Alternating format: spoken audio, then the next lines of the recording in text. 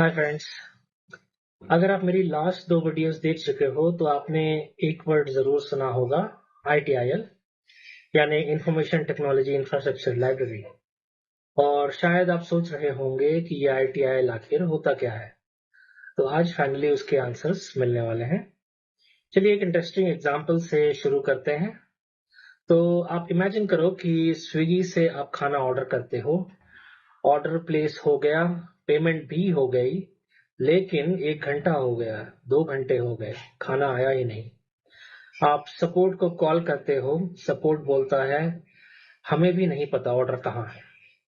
आप रेस्टोरेंट को कॉल करते हो, वो बोलता है कि हमने तो ऑर्डर डिस्पैच कर दिया। डिलीवरी पार्टनर बोलता है कि मेरे पास तो ऑर्डर आया ही नहीं। अब सोचो, अगर पूरी कंपनी इसी तरह से काम कर रहे तो क्या होगा? Complete chaos. और दोस्तों, आईटी कंपनीज में भी पहले कुछ ऐसा ही होता था। हर टीम अपने हिसाब से काम करती थी। कोई स्टैंडर्ड प्रोसेस नहीं था, कोई क्लियर रिस्पॉन्सिबिलिटीज नहीं थी, और कोई कॉमन लैंग्वेज भी नहीं था। और इसका रिजल्ट ये हुआ कि कंफ्यूजन, डिले और कस्टमर डिससेटिस्फैक्शन। और इसी केओस को कंट्रोल करने के लिए एक फ्रेमवर्क आया जिसका नाम है ITIL।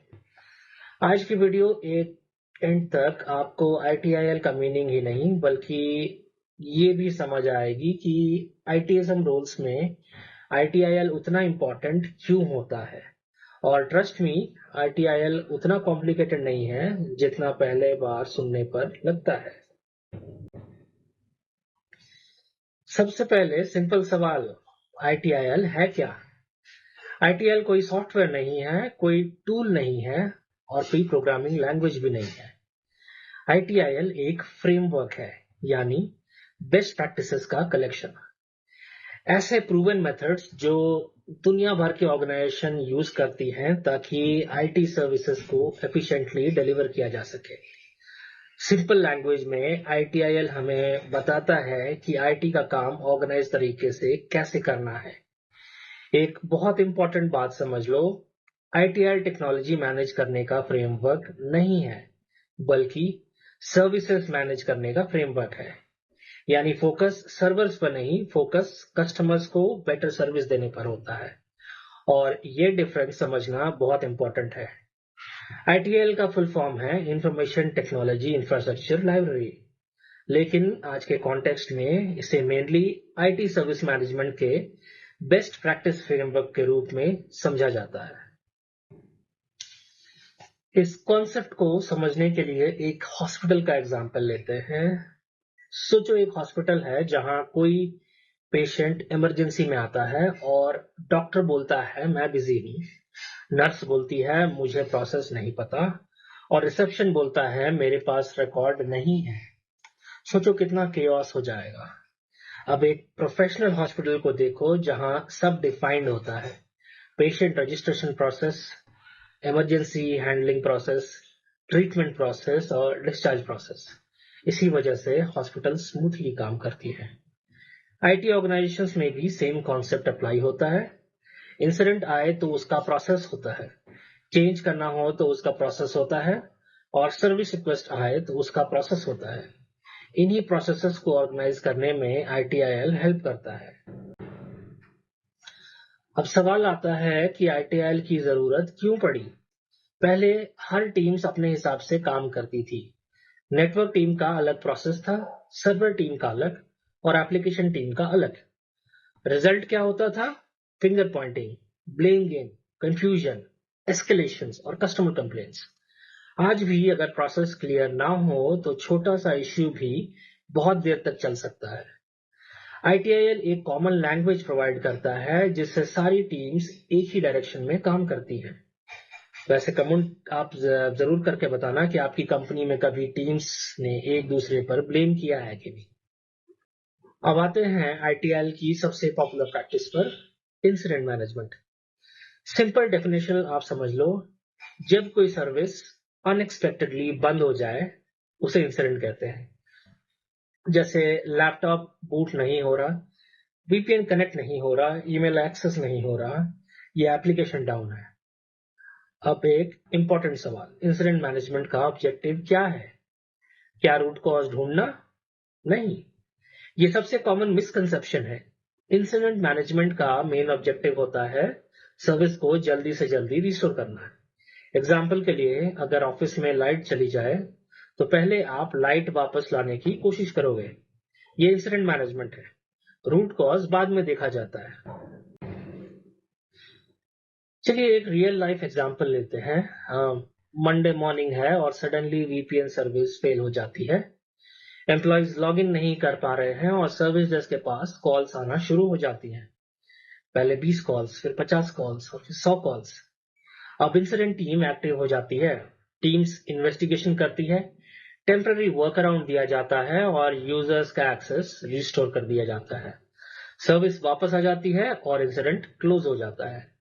लेकिन अब सवाल आता है, इश्यू हुआ क्यों? और यहीं से प्रॉब्लम मैनेजमेंट की एंट्री होती है। प्रॉब्लम मैनेजमेंट का मेन फोकस होता है रूट कॉज आइडेंटिफाई करना। वीपीएन फेल हुई क्यों? क्या कॉन्फ़िगरेशन इश्यू था, नेटवर्क प्रॉब्लम थी, सॉफ्टवेयर बग था या कैपेसिटी इश्यू था? एक सिंपल लाइन याद रखो, इंसिडेंट मैनेजमेंट का मतलब है फायर बुझाना और प्रॉब्लम मैनेजमेंट का मतलब है फायर लगी क्यों, ये समझना। ये कॉन्सेप्ट इंटरव्यूज में बहुत फ्रीक्वेंटली पूछा जाता है, इसलिए इसे अच्छे से याद रखो। अब आते हैं चेंज मैनेजमेंट पर। आईटी दुनिया के सबसे डेंजरस सेंटेंस होता है, बस एक छोटा सा चेंज ही तो है। और बिलीव करो, कई मेजर आउटेजेस इसी सेंटेंस से शुरू होती है। अगर आप प्रोडक्शन सर्वर पर अपडेट बिना प्लानिंग के अप्लाई कर देते हो तो पूरी एप्लीकेशन इंपैक्ट हो सकती है। इसीलिए आईटीआईएल सजेस्ट करता है कि चेंज करने से पहले रिस्क को एसेस करो, प्रॉपर अप्रूवल लो, अपने रोल बैक प्लान्स रेडी रखो और कम्युनिकेशन करो, फिर चेंज इंप्लीमेंट करो। ये सिंपल स्टेप्स कंपनीज को बड़े डाउन टाइम से बचाते हैं। हर इश्यू इंसिडेंट नहीं होता है, जैसे password reset, software installation, new laptop request या एक्सेस रिक्वेस्ट। ये सब इंसिडेंट्स नहीं होते हैं, बल्कि सर्विस रिक्वेस्ट होते हैं। इन्हें मैनेज करने के लिए अलग प्रोसेस यूज होता है, जिसे सर्विस रिक्वेस्ट मैनेजमेंट कहते हैं। इसी वजह से service desk teams ITIL concepts extensively use करती हैं। आप कमेंट में जरूर बताना कि आपकी ऑर्गेनाइजेशन में सबसे कॉमन सर्विस रिक्वेस्ट क्या होती है। अब सबसे कॉमन सवाल, क्या आईटीआईएल सर्टिफिकेशन करनी चाहिए? अगर आप service desk, IT operations, incident management, problem management या चेंज मैनेजमेंट रोल्स टारगेट कर रहे हो तो आईटीआईएल फाउंडेशन सर्टिफिकेशन यूजफुल होती है। लेकिन एक इंपॉर्टेंट बात याद रखो, सर्टिफिकेशन से पहले कॉन्सेप्ट्स समझना ज्यादा इंपॉर्टेंट है। इंटरव्यू में आपसे बेसिक सवाल पूछे जाएंगे, जैसे इंसिडेंट क्या है, प्रॉब्लम क्या है, चेंज क्या है, सर्विस रिक्वेस्ट क्या है। अगर ये कॉन्सेप्ट्स क्लियर हैं तो सर्टिफिकेशंस और वैल्यूएबल हो जाती हैं।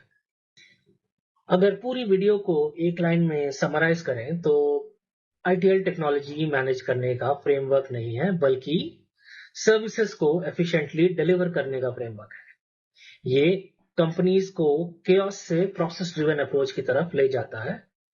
इसी वजह से दुनिया भर की ऑर्गेनाइजेशंस आईटीएल कॉन्सेप्ट्स फॉलो करती है। आप जरूर बताना कि आपने आईटीएल का नाम पहली बार कब सुना और क्या आप फ्यूचर में आईटीएल सर्टिफिकेशन करने का प्लान बना रहे हैं। अगर वीडियो यूजफुल लगी हो तो लाइक जरूर करें और आईटीएसएम सर्विस डेस्क और आईटी करियर गाइडेंस के लिए चैनल्स को सब्सक्राइब करना मत भूलिए। मिलते हैं नेक्स्ट वीडियो में। Thank you guys.